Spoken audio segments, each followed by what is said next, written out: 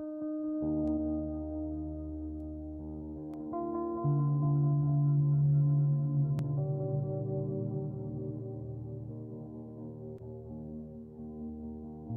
I became a man, I put away childish things. But before I became a man, I didn't always fit the shoes of a king. I was a child trying to find his way. And the toys I played with kept my eyes occupied and left my mind in a lustful, boyish frenzy.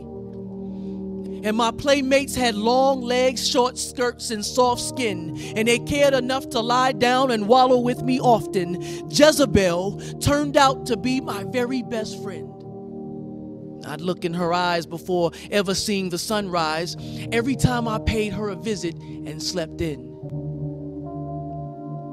Before I became a man, I saw how God made Adam from dust. So likewise, I tried to make love out of lust. I didn't know any better.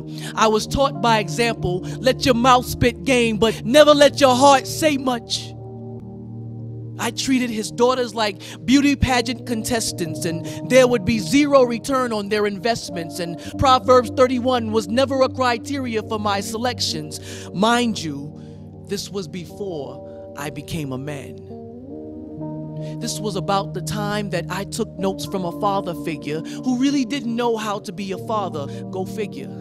About the time that mom was a punching bag because he was too afraid to take his frustrations out on the world instead by simply enduring affliction. Yet, during addiction, he could go 12 rounds against the most violent screams of, "Stop! Stop!"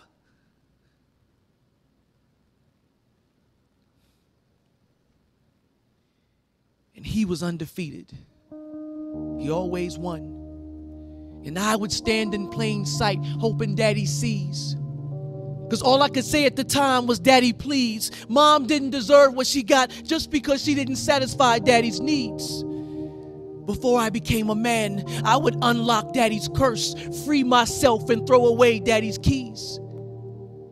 I allowed anger to set up a construction company inside. And bitterness never rested. It left no time wasted. And whether Daddy loved me or not, all I could regurgitate was hatred. I became allergic to showing any form of compassion. Before I became a man, I was much shorter. Not just in height, but in spiritual insight.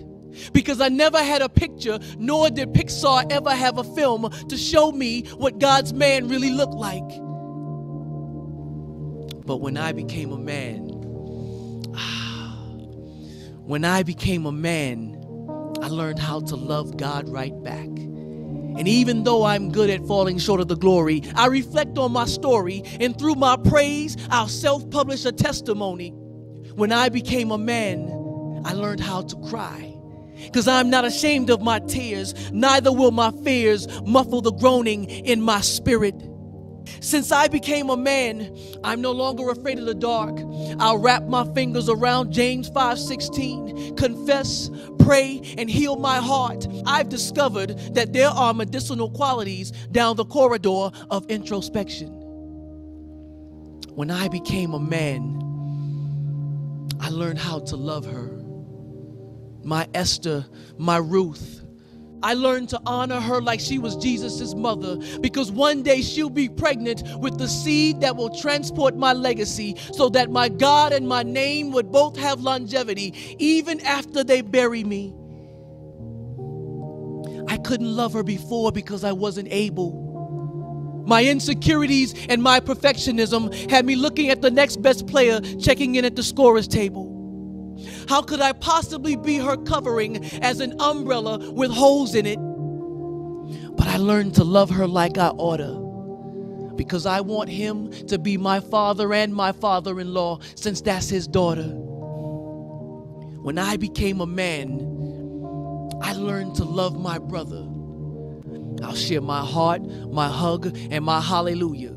Because a hug and a hallelujah without my heart leaves room for his spirit to respond, "I never knew you." I became a man so that until he became a man, he can see and name a man who picked up the gospel, who picked up the gospel, who picked up the gospel, who picked up the gospel, who picked up the gospel, and put the toys away when I became a man.